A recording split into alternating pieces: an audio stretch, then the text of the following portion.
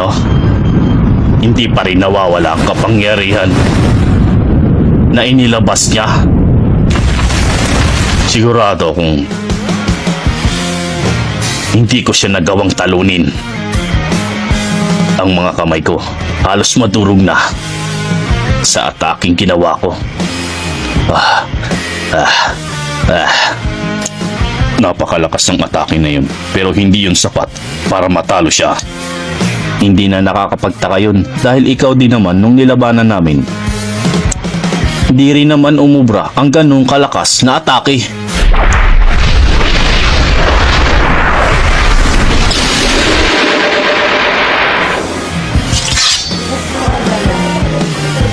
Don, tapos na ang unang plano. Ngayon naman, ang pangalawa, gawin mo na. Oo,